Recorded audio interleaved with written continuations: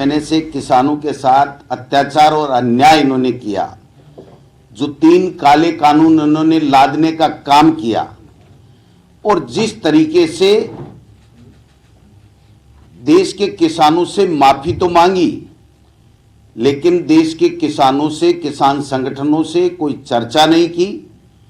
बिना पार्लियामेंट में चर्चा किए उनको कानूनों को वापस लिया गया और अब जब किसानों से जो वादे किए गए थे या किसानों की जो आत्महत्याएं हुई हैं या जो मौतें हुई हैं इस दौरान, उन सब पे कोई चर्चा नहीं करके देश के प्रधानमंत्री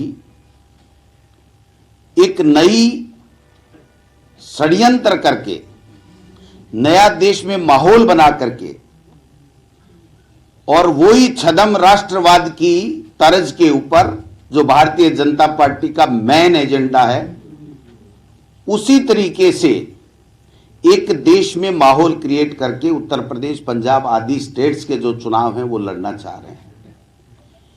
जो घटना सबके सामने है कि रैली के लिए किसान आने को तैयार नहीं थे, वहां लोग आने को लिए तैयार नहीं थे। किसान अपनी बात रखना चाहते थे, उनकी बात को कोई तवज्जो नहीं दी जा रही थी। केंद्र के जल संसाधन मंत्री जो हमारे यहां से एमपी हैं, वो बार बार उनसे चर्चा कर रहे थे, लेकिन देश के प्रधानमंत्री से मिलाने का झूठा वादा भी कर रहे थे। खैर, जो कुछ भी हुआ उनको पता था, उसके बावजूद देश के प्रधानमंत्री आए। जो उनका रूट चार्ज था, जिस प्रकार से उनको आना था, जो उनकी सुरक्षा की जिम्मेदारियां हैं, वो तमाम अमित शाह जी के अधीन आने वाली तमाम उन केंद्रीय एजेंसियों की जिम्मेदारी थी। प्रोटोकॉल का बाकायदा निर्वहन किया गया स्टेट गवर्नमेंट की तरफ से, बाकायदा कैबिनेट मंत्री गए, मुख्यमंत्री ने उनको कहा कि ऐसी स्थिति है कोरोना की, मेरे साथ वाले पॉजिटिव हैं, मैं आऊं या नहीं आऊं आप बता दीजिए, जो आप कहेंगे वो कर लेंगे, देश के प्रधानमंत्री का सवाल है। उन्होंने कहा नहीं, आपको आने की जरूरत नहीं, आप वर्चुअल जुड़ जाइए। उसके बाद में अचानक रूट बदला गया। रूट बदलने की कोई सूचना समय पर वहां की स्टेट को दी नहीं गई। और एक और बात जो इसके आगे मैं कहना चाहता हूं कि किसी ने प्रधानमंत्री के ऊपर कोई हमला नहीं किया। प्रधानमंत्री का काफिला और जो किसान बैठे थे पहले से, उनके काफिले में काफी दूरी से पहले उनका काफिला रोक दिया गया और रोकने के बाद में जब उनको सूचना मिली कि वहां पर कोई भीड़ नहीं आई है, वहां पर जितने बुलाए उसके 1% लोग भी आए नहीं हैं, तो एक ड्रामा सोची समझी साजिश के तहत किया गया कि देश के प्रधानमंत्री जी की सुरक्षा में स्टेट गवर्नमेंट की तरफ से चूक की गई है। पहली बात, देश के प्रधानमंत्री की सुरक्षा का जिम्मा केंद्र के द्वारा पारित कानून के मुताबिक अमित शाह जी और उनकी जो गृह मंत्री की एजेंसियां, उनका था। दूसरी बात, देश के प्रधानमंत्री का हेलीकॉप्टर से जाना था, सड़क मार्ग के द्वारा नहीं जाना था। तीसरी बात, देश के प्रधानमंत्री जी को सुनने के लिए वहां लोग आना ही नहीं चाहते थे। ये केंद्र के वहां के प्रभारी गजेंद्र सिंह जी को पता था। चौथी बात, जब किसी ने नारा नहीं लगाया, हमला नहीं किया, किसी ने कुछ कहा नहीं और 10-20 मिनट के अंतराल में जब कहा गया कि देश के प्रधानमंत्री जी इधर से जाना चाहते हैं, तो वहां की मुकामी पुलिस ने वो रास्ता साफ करा दिया। उसके बावजूद देश के प्रधानमंत्री, चूंकि वहां लोग नहीं थे, रैली असफल हो जाती, मीडिया ने चला भी दिया था कि देश के प्रधानमंत्री जी की रैली असफल हो रही है, मौसम भी खराब है, लोग भी नहीं पहुंचे हैं। उसके बाद में देश के प्रधानमंत्री जी के द्वारा, इतने बड़े पद के ऊपर बैठे हुए व्यक्ति के द्वारा इस तरीके का देश में माहौल बनाया जा रहा है कि कांग्रेस की सरकार ने प्रधानमंत्री जी की सुरक्षा में चूक कर दी। ये चूक नहीं है मित्रों। अगर वो प्रदर्शनकारी ये मांग भी कर रहे थे कि देश के प्रधानमंत्री हमारा ज्ञापन लें या हमारे से वार्ता का समय दें, तो ये उनका संवैधानिक अधिकार है। ये पहली बार नहीं हुआ है, इससे पहले भी देश के प्रधानमंत्रियों से हुई है। जब पंडित जवाहरलाल नेहरू जी प्रधानमंत्री थे तो एक महिला ने कॉलर पकड़ के ये कहा था कि हमें आजादी से क्या मिला। तो देश के प्रधानमंत्री उस वक्त के पंडित जवाहरलाल नेहरू ने यह कहा कि प्रधानमंत्री की कॉलर आप पकड़ रहे हो, यह देश में आपको आजादी के बाद में मिला है। 1955 की घटना, प्रधानमंत्री जी को काले झंडे दिखाए, एक नौजवान साहबुद्दीन था, फिर वो सिविल परीक्षा में पास हुआ, आईएएस बना। जब उनकी फाइल देश के प्रधानमंत्री के पास में गई तो लोगों ने कहा साहब इसने काले झंडे दिखाए थे, इसको परीक्षा में पास नहीं करना चाहिए, नौकरी नहीं ज्वाइन करानी चाहिए। देश के तत्कालीन प्रधानमंत्री पंडित जवाहरलाल नेहरू ने यह कहा कि इससे इसका कोई संबंध नहीं है, इसने मेहनत की है। चौथा उदाहरण, बीएचयू में इंदिरा गांधी जी को काले झंडे दिखाए थे, वीसी ने बच्चों को निकालने का निर्णय ले लिया था। इंदिरा जी ने कहा नहीं, उन बच्चों को मेरे पास लाइए, उनका अधिकार है बात करने का। 2 अक्टूबर 86 को राजघाट के पास में जब राजीव गांधी जी के करीब से गोली चलाई थी, एक्शन की बात आई तो राजीव गांधी जी ने कहा हमारे देश के नागरिक हैं, किसी बात से गुस्सा हो गए होंगे, उनके खिलाफ कोई बात नहीं होनी चाहिए। देश के प्रधानमंत्री जी बिना सूचना दिए, वो देश के प्रधानमंत्री हैं, नरेंद्र मोदी नहीं है, पूरे देश को बिना सूचना दिए बिरयानी खाने पाकिस्तान चले जाते हैं, तब कोई बात नहीं बनती है। और भी कई उदाहरण है कि देश के प्रधानमंत्री जी ने प्रोटोकॉल तोड़ करके और अपनी राजनीतिक रोटियां सेकने के लिए कई अवसर ऐसे आए हैं जिस पे इस तरीके की नौटंकियां की हैं।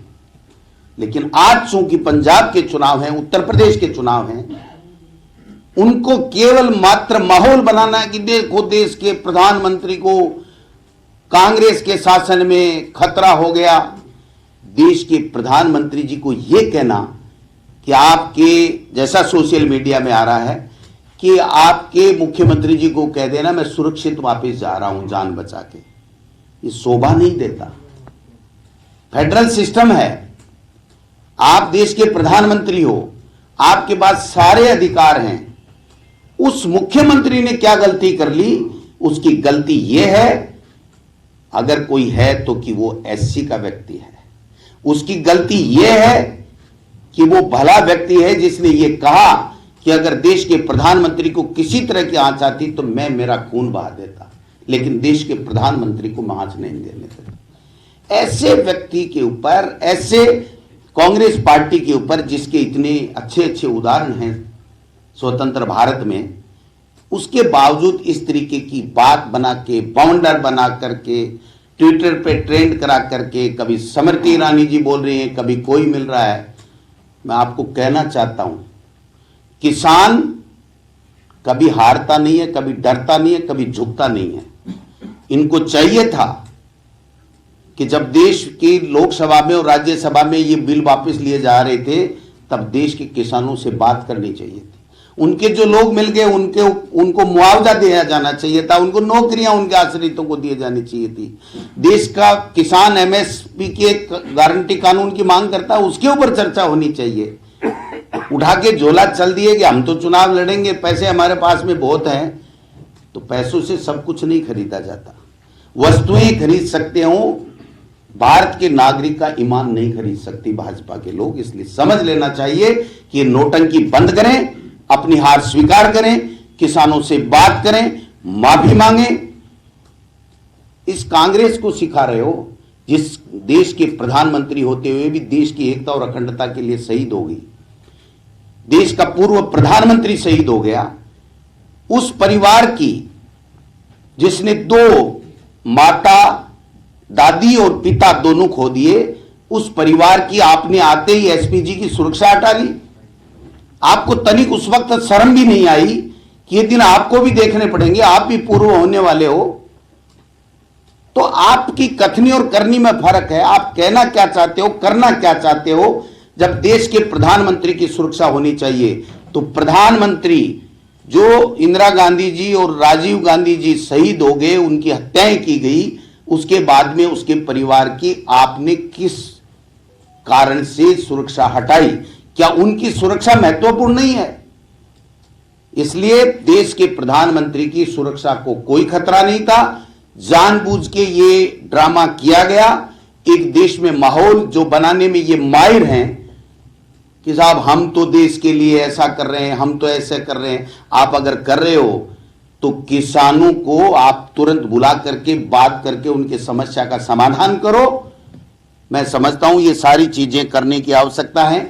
जब देश के प्रधानमंत्री वहां खड़े थे तो मित्रों, आप सबके पास में विजुअल है, देख लीजिए, भारतीय जनता पार्टी के लोग झंडे लेकर के नारे लगा रहे थे, प्रधानमंत्री मोदी जिंदाबाद, भाजपा जिंदाबाद।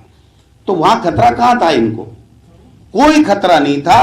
केवल मात्र वहां भीड़ नहीं थी, उनको इस तरीके से रूट चयन करना था। ये जिम्मा कि साहब पंजाब के डाल करके कांग्रेस को टारगेट बनाओ, जिससे उत्तर प्रदेश में और पंजाब में हमको ये लाभ मिल जाए। कहीं लाभ नहीं मिलने वाला है। जब तक उत्तर प्रदेश में किसानों के हत्यारी केंद्रीय मंत्री, जिसका बेटा मुलजिम है, उस केंद्रीय मंत्री को नहीं हटाओगे, वहां पर उत्तर प्रदेश में भी यही हाल इनके होने वाले हैं। प्रजातंत्र में हमारे मुख्यमंत्री जी भी बार बार कहते हैं कि कोई भी व्यक्ति अगर वो अपनी बात कहना चाहता है तो उसको हमको स्वीकार करना चाहिए, सुनना चाहिए, होने वाला काम होना चाहिए। उनके खिलाफ हम लाठी जोर जुलम से कोई काम नहीं कर सकते। तो ये अवधारणा जो कांग्रेस पार्टी की है, देश का प्रधानमंत्री हम सब का प्रधानमंत्री है। हम कतई नहीं चाहते, कोई देश का नागरिक नहीं चाहता कि हमारे प्रधानमंत्री को कहीं कोई दिक्कत हो, कोई खतरा हो, उसके मान सम्मान, उसके स्वाभिमान में कोई ठेस पहुंचे, क्योंकि वो देश का प्रधानमंत्री है। नरेंद्र मोदी अकेला व्यक्ति नहीं है। ये हम कांग्रेस के लोग भली भांति जानते हैं। और जब हमारा समय था, हम देश के प्रधानमंत्री थे, कांग्रेस के महान नेता, तब बीजेपी वालों को दूसरे विदेशों में भेजते थे कि आप हमारे देश की बात रखिए। सुषमा स्वराज जी इसका प्रत्यक्ष उदाहरण है, आप सबने देखा होगा। अटल बिहारी जी इसके उदाहरण है, आपने सबने देखा होगा। और इनके कांग्रेस को साफ कर दो, खत्म कर दो। कांग्रेस के नेताओं पे सीबीआई, ईडी, पीडी सब छापे डाल दो। अब यूपी में चुनाव है तो समाजवादी के खिलाफ छापे डाल दो। ये क्या चल रहा है देश में? नौटंकी चल रही है। मैं थोड़ा लंबा बोल गया, इसके लिए तो माफी चाहता हूं, लेकिन माननीय मुख्यमंत्री जी की थोड़ी तबीयत नासाज है, फिर भी ये अपनी बात रखने के लिए आज आए हैं। तो मैं चाहूंगा कि हमारे मुख्यमंत्री अशोक गहलोत साहब अपनी बात रखेंगे। मैं सेंटर कर दूंगा। धन्यवाद माननीय मुख्यमंत्री जी।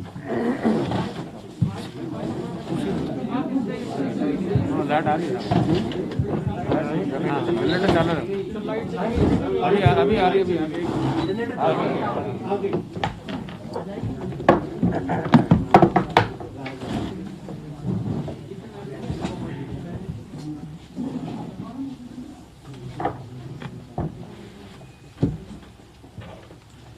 हमारे पीसीसी अध्यक्ष साहब ने विस्तार से आपको अपनी बात रखी और मैं समझता हूँ कि जिस प्रकार से माहौल बना है कल से, वो दुर्भाग्यपूर्ण है।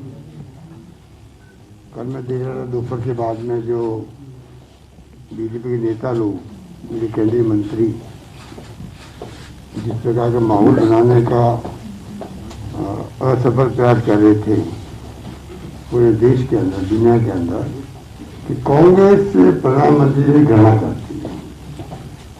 मैं इसको खंडन करता हूं। कांग्रेस प्रधानमंत्री से घृणा करती है। क्या तुक था? प्रधानमंत्री जी के प्रधानमंत्री देश का प्रधानमंत्री होता है, वो एक पार्टी का नहीं होता है, और उसकी रक्षा करने की दायित्व सबका होता है। मैं समझता हूँ जिस रूप में माहौल बनाने का षड्यंत्र किया गया, उसको समझ नहीं आ सकता ना। मैं देखिए आपको कोई बात बता रहे थे कि आप ऐसे वक्त में भी राजनीति करो, ये अनफॉर्चुनेट है। और कांग्रेस से ज्यादा कौन समझ सकता है कि प्रधानमंत्री को खतरे कैसे होते हैं। इंदिरा गांधी जी की जान आपके हमारे देश से चली गई, खालिस्तान में बनने दिया उन्होंने। राजीव गांधी चले गए, छत्तीसगढ़ के अंदर, पंजाब के अंदर, पंजाब के मुख्यमंत्री थे बेन सिंह जी, सरदार बेन सिंह जी, उनकी हत्या कर दी गई। छत्तीसगढ़ में विजय शुक्ला जी, महेंद्र कर्मा जी जो विपक्ष नेता थे, वहां के पीछे जी पटेल साहब, वो सब मारे गए, 22 लोग मारे गए एक साथ के अंदर। तो कांग्रेस के तो आजादी के पहले से जो गांधी जी ने हमें सिखाया है, वही संस्कार, वही संस्कृति, वही परंपरा, वही अहिंसा को आत्मसात करके चलते हैं। और 70 साल में देश को चलाया है, जान की परवाह नहीं करी कांग्रेस ने। इस प्रकार झूठा आरोप नहीं लगाया किसी पे। पहले भी कई बार, जैसा भी बताया अध्यक्ष जी ने, राजीव गांधी पर फायरिंग हो गई थी, राजघाट पर हो गई थी। मनमोहन सिंह जी गए जेएनयू के अंदर, अमृतसर गए, काले झंडे दिखाए गए उनको। डेमोक्रेसी में ये सब संभव है। डेमोक्रेसी के अंदर धरना दे दिया किसानों ने, तो ये कोई नई बात नहीं है। ये भावना प्रकट करने का एक सिस्टम होता है, इसको बुरा नहीं मानना चाहिए, मैनेज करना पड़ता है। पुलिस मैनेज करे, कार्यकर्ता मैनेज करे, पार्टी मैनेज करे, और उन्होंने प्रयास किए भी था। मैंने सुना कि एक रात पहले रात को 3 बजे तक प्रयास किए गए। सीएम पंजाब के बोल रहे थे, उन्होंने किया। जो हमारे प्रभारी महामंत्री बीजेपी के हैं राजस्थान के, उन्होंने प्रयास किया। उन्होंने मना कर दिया, हम नहीं मानेंगे, तो समझ जाना चाहिए था। उसके बाद में आप इस रूप में जाने की तुक क्या थी? मेरे ख्याल में जो प्रयास किए गए होंगे, वो किए गए होंगे कि रैली में कोई विजन नहीं पड़े, मेरे ख्याल से। तो उस वक्त तो नहीं था कि ये कोई बाय रोड जाएंगे, तो ये कहा होगा भाई आप लोग रैली को शांति में होने दो। मेरे ख्याल ये प्रयास किए गए होंगे। उसमें उन्होंने अस्वीकार कर दिया। हेलीकॉप्टर उतरा, हेलीकॉप्टर क्या प्लेन उतरा आपका बठिंडा पे, और जाने लगे, मौसम खराब हो गया। अचानक आपने प्रोग्राम बनाया बाय रोड जाने का। रात और दिन का फर्क होता है। पूरा प्रोटोकॉल पीएमओ के मॉनिटरिंग में तय होता है, आईबी की इनपुट के साथ में।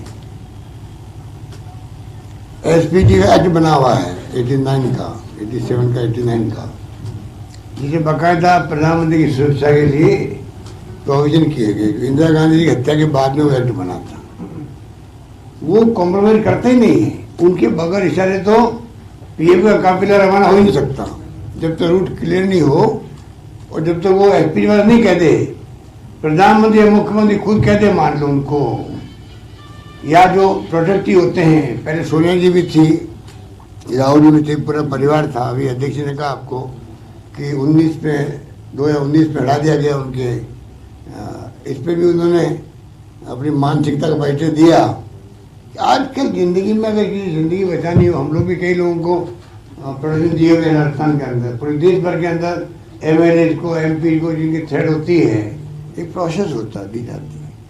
क्या तुक था अगर एसपीजी प्रोडक्ट थे वो लोग, तो उसके लिए एक अमेंड किया आपको पार्लियामेंट में, अमेंडमेंट पर हटा दिया, कोई बात नहीं, आपकी मर्जी, आपकी मानसिकता। तो इस प्रकार का कल माहौल बना दिया गया, जैसे कि मतलब वहाँ की सरकार ने, वहाँ के मुख्यमंत्री सब इसमें शामिल थे। तो बहुत अनफॉर्चुनेट बात है कि प्रधानमंत्री जी ने कमेंट कर दिया वहाँ पर जिस रूप में। अब किस रूप में किया हो तो प्रधानमंत्री जाने कि किस रूप में उन्होंने क्या कमेंट कैसे किया होगा, क्यों किया गया है, या किन शब्दों में किया, किसी को नहीं मालूम। खाली एक एजेंसी की न्यूज़ की बात कर रहे हैं।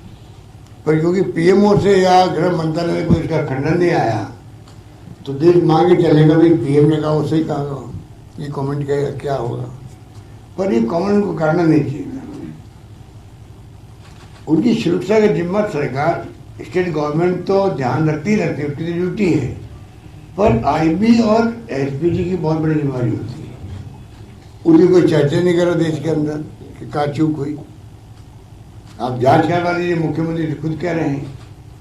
तो इस प्रकार से स्मृति ईरानी जी जो बोल रही थी या दूसरे जो नेता बोल रहे थे, हमें दुख हुआ कि आप कांग्रेस के बारे में इस घटना को, कांग्रेस को लपेट रहे हो आप चुनाव के राजनीति करने के लिए, क्योंकि चुनाव 5 राज्यों में है, इस पार्टी को बदनाम करने के लिए। कांग्रेस के संस्कार, कांग्रेस के तो हम कहते हैं कि हमारे तो ब्लड के अंदर भी अहिंसा की भावना है, और आपके आरएसएस और बीजेपी के ब्लड के अंदर हिंसा की भावना है। पूरा देश दुनिया जानती है आपकी सोच में हिंसा है, आपके कर्मों में हिंसा है,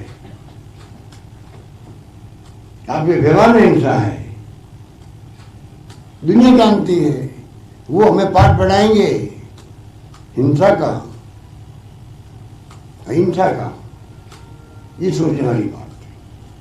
उनकी सोच वही है देश के अंदर। आज जो तनाव और जो माहौल बना हुआ देश के अंदर, अविश्वास का, टेंशन का, हिंदू, मुस्लिम, सिख, ईसाई, फारसी, जैन, क्यों बना हुआ है? 70 साल से हम लोग साथ रहते आए हैं, देश एक रहा, अखंड रहा। खालिस्तान में आतंकवादी है जो गतिविधि की तो इंदिरा गांधी को मालूम था मेरी जान जा सकती है, तब भी उन्होंने परवाह नहीं करी। देश को एक रखने के लिए, अखंड रखने के लिए उन्होंने एक्शन किए और जान चली भी गई। ये त्याग बलिदान की बात है, देश की आज़ादी के वक्त में भी, आज़ादी के बाद में भी। ये लोग क्या जाने इनका, ये तो चुनाव जीत गए धर्म के नाम पर। कब तक काम चलेगा इनका? धर्म के नाम पर कब तक राजनीति करोगे? धर्म के लोग भी समझ जाएंगे कि आपकी सच्चाई कितनी है, आपकी कथनी में करने में कितना अंतर है, आप क्या कहते हैं क्या करते हैं, सबको मालूम हो जाएगा। इसलिए जो कुछ भी कल घटना हुई उसका सबको दुख है। प्रधानमंत्री की रक्षा करना, पूरे देशवासी दुआएं करते हैं उनके लिए। प्रधानमंत्री होता देश का, पूरी दुनिया के अंदर मान सम्मान प्रधानमंत्री के निमित्त मात्र होने से भी देश का बढ़ता है। उसके ऊपर कैसे कोई सोच सकता है? तो जिस प्रकार की बातें की गई, मैं समझता हूँ कि तो बहुत ही अनफॉर्चुनेट बात थी। तो इसलिए मैं कहना चाहूँगा कि इस प्रकार से माहौल बनाने की आवश्यकता नहीं थी। और एक अभी अध्यक्ष ठीक कर रहे थे, एक मुख्यमंत्री पंजाब को आज़ादी के बाद में पहली बार बना, एक शेड्यूल कास्ट के मिले। पूरे देश में वेलकम हो रहा उनका। पूरे मुल्क में एक मिस्टर चेनी जो शेड्यूल कास्ट के मुख्यमंत्री बने हैं, पूरे देश ने वेलकम किया उनका। और आप उसके बारे में उनको मैसेज दिलवा रहे हो आप प्रधानमंत्री जी, कि आप कह रहे मुख्यमंत्री महोदय को मैं बच के आ गया, जिंदा आ गया, जो भी कहा उन्होंने। बहुत मैं समझता हूँ कॉमन को नहीं करना चाहिए था। इस रूप में जो स्थिति कल बनी, एकदम उचित समझा कि हम आपके साथ में रूबरू हों और अपनी भावना बताएं किस प्रकार से ये देश किस दिशा में जा रहा है, किस दिशा में जाएगा। अभी सब चिंतित है इसको लेकर। ये देश का पत्रकार हो, लेखक हो, साहित्यकार हो, कोई बुद्धिजीवी हो किसी रूप में, या पॉलिटिकल या नॉन पॉलिटिकल लोग हों, आज सब चिंतित है मन के अंदर। पर जो माहौल है वो सबके सामने है। और मैं समझता हूँ कि ऐसे वक्त में हम सबको परिचय देना पड़ेगा बहुत सोच समझ करके कि किस रूप में हम लोग क्या चाहते हैं देश के लिए। क्योंकि अभी जो एजेंसी हैं जिस प्रकार दबाव में है, जुडिशरी जिस पे लोग फेल करते हैं कि जुडिशरी में जाएंगे न्याय मिल जाएगा, उसके दबाव बंद हो रहे हैं। और बाकी आईबी, सीबीआई, ईडी तो आप देख रहे हो क्या कर रहे हैं। जहाँ चुनाव होते हैं वहाँ उनके कारनामे शुरू रहते हैं। तो पूरा देश समझना देखना है। और ये घटना जो है, ये घटना जिस रूप में सामने आई है कि अचानक आप बाई रोड चले गए, अचानक वापस आना पड़ा आपको, ये कहीं कहीं आपको एसपीजी, आईबी कि पूछना चाहिए भाई बताओ क्या एक्टिव स्थिति क्या हुई। हमारी पुलिस ने आपको कॉपरेट नहीं किया था क्या? एसपीजी वाले कह इस बात को, तो इस प्रकार से ये माहौल बनाया गया, उससे बहुत ही पूरे देश के अंदर पूरा मीडिया भी कल से ही चला रहा है। तो मैं उम्मीद करता हूँ कि ये जितने नेता हैं बीजेपी के जो लैंग्वेज काम ले रहे हैं उसमें अपने आप को रोकेंगे और देश को गुमराह नहीं करेंगे। देश को गुमराह करने की बात है ये, जिस प्रकार से बोला जा रहा है। सर बार बार ऐसा हो रहा है कि किसी राज्य में इलेक्शन हो तो केंद्र और राज्य के बीच टकराव की स्थिति बन जाती है। पहले पश्चिम बंगाल में भी इसी तरह की बयानबाजी, तो क्या पूरा एक तरीके से पॉलिटिकल माइलेज? ये तो आप देख ही रहे हैं, ये तो देख ही रहे हैं, बिल्कुल ये इसी रूप में राजनीति कर रहे हैं।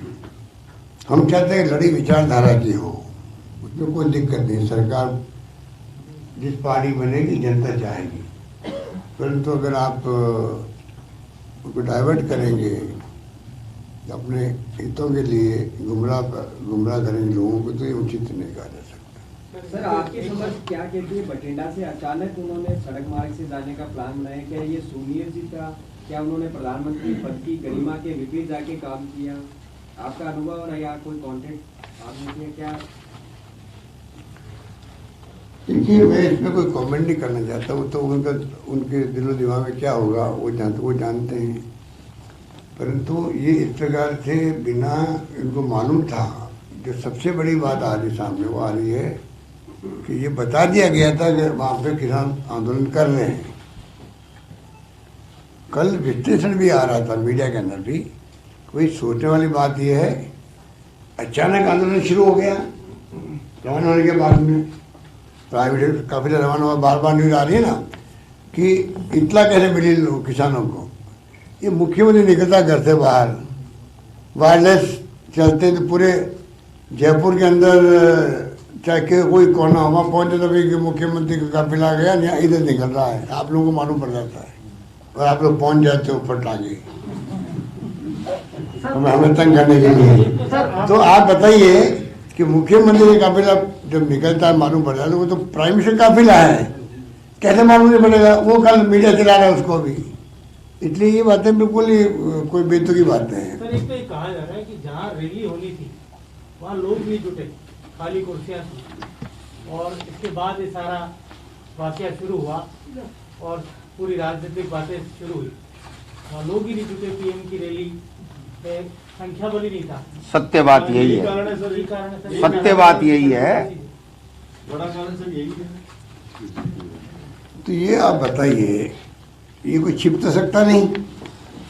अगर मान लो बरसात आई, कुर्सियाँ खाली दिखी, तो आप प्रोग्राम आप कैंसिल कर देते थे कोई ग्रेसफुली तरीके से, बजाय इसके आरोप लगाते आप मुख्यमंत्री पर और सरकार पर, वहाँ की सरकार पर, क्योंकि चुनाव आने वाले 2 महीने बाद में। आप ग्रेसफुली अनाउंस कर देते पोस्टपोनमेंट, क्योंकि बरसात आ गई है। होता कई बार हम लोग प्रोग्राम पोस्टपोन होते हैं, उसकी बजाय आपने रास्ता दूसरा चुना। इसकी भी जांच होनी चाहिए, इसकी जांच होनी चाहिए कि क्या कारण था कि जहाँ आपका मालूम था कि वहाँ पे बरसात हो रही है और लोग आए नहीं रैली के अंदर, उसके बाद में प्रधानमंत्री को रवाना क्यों कराया गया? किसने करवाया रवाना? किसने गुमराह किया प्राइम मिनिस्टर को? या प्राइम मिनिस्टर खुद ने तय किया जाने का? ये देश की आवाम के सामने बात आनी चाहिए। सर आप कहिए कि जवाबदेहिता होनी चाहिए। पंजाब सरकार से भी कोई जवाब मांगा गया सारा कमल की तरफ से, क्योंकि ये तो जांच का विषय है, बाद में पता लगा गलती किसकी है किसकी नहीं है। किनसे? आपने कहा कि कल जो आपने ट्वीट किया था, जवाबदेहिता सबकी होनी चाहिए इस तरह के मामलों में, तो क्या पंजाब सरकार से भी कोई जवाब मांगा गया है? क्योंकि अभी तो तय नहीं है किसकी गलती है। आलाकमान ने क्या अपने स्तर पर अपनी सरकार से जवाब मांगा है कि किसकी गलती नहीं? तो गृह मंत्रालय मांग रहा है, हम क्या मांगे? क्या दिक्कत आ रही है? मांगना चाहिए तो गृह मंत्रालय मांगे तो मांगे, हमें क्या दिक्कत है उसमें? गृह मंत्रालय ड्यूटी है, गृह मंत्रालय जिम्मेवारी भी तो है। आईपी हो चाहे एसपीजी हो। कांग्रेस हाईकमान ने भी क्या कोई जवाब मांगा है? कांग्रेस हाईकमान क्या मांगेगा? कांग्रेस हाईकमान का खुद पार्टी संगठन का काम थोड़ी है। मैं जवाबदेहिता वाली बात कर रहा हूँ।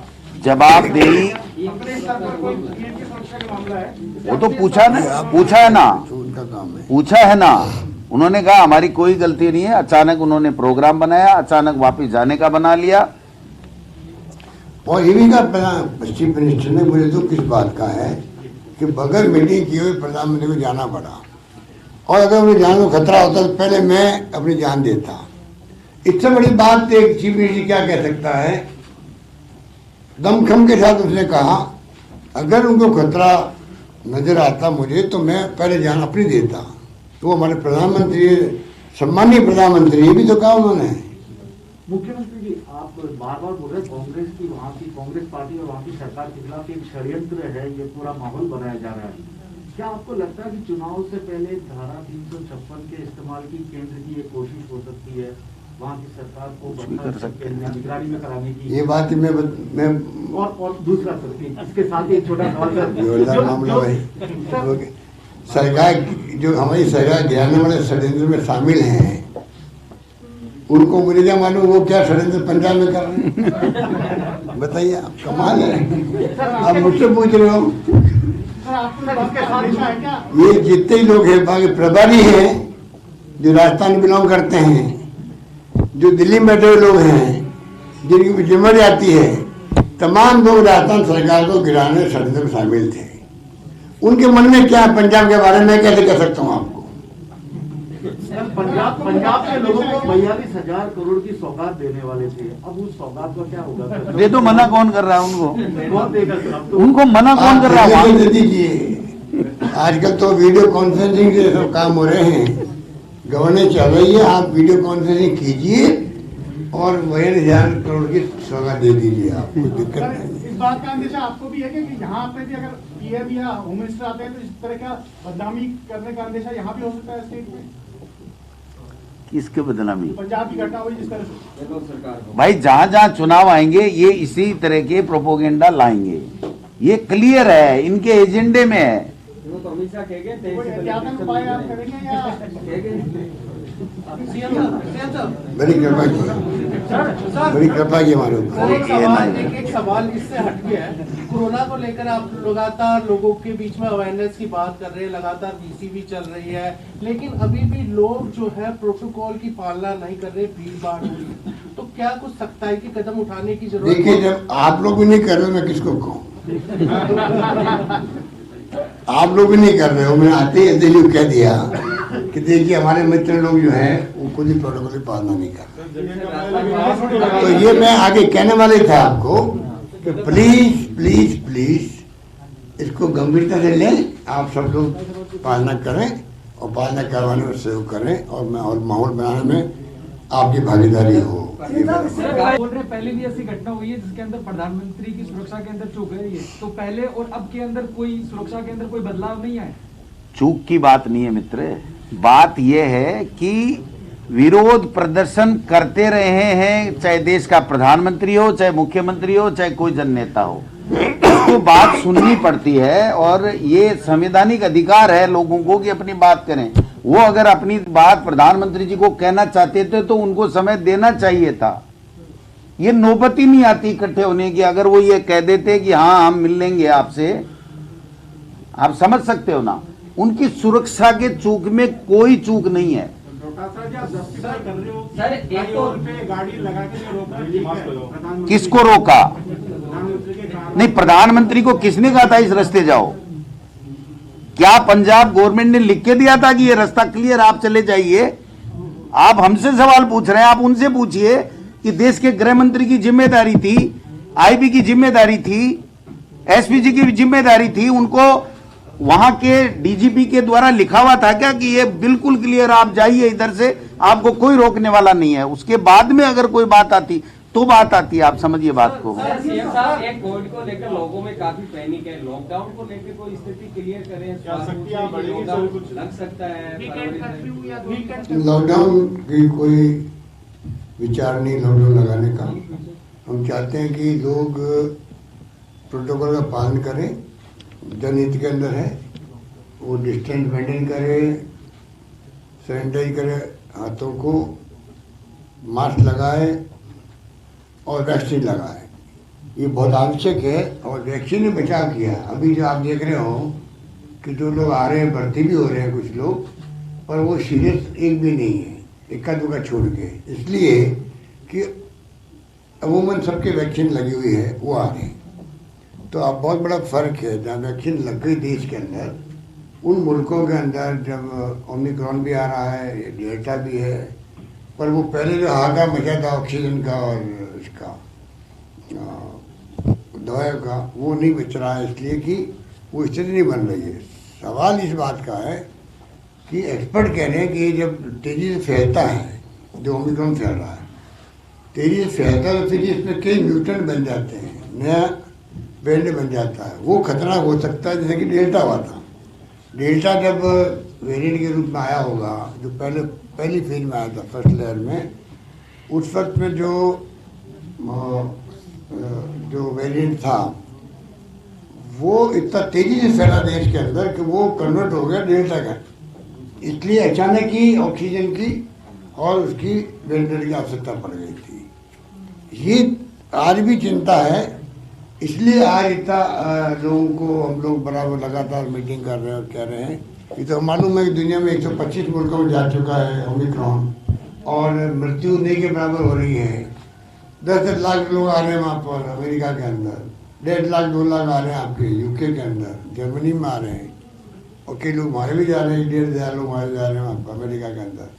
तो ये सब कुछ है, परंतु ये ड्यूटी है हम सब की, हम सब ये ऐसी नौबत क्यों आना चाहिए कि बाद में किसी का हाथ में कुछ नहीं रहेगा। अगर इसने अपना रूप बदल दिया, ओमिक्रॉन ने रूप बदल दिया, मान लीजिए जैसे डेल्टा नया रूप में आया था, उस वक्त क्या होगा, ये चिंता करके हम लोग बार बार एक्सपर्ट की राय लेते हैं, पब्लिक को बताते हैं।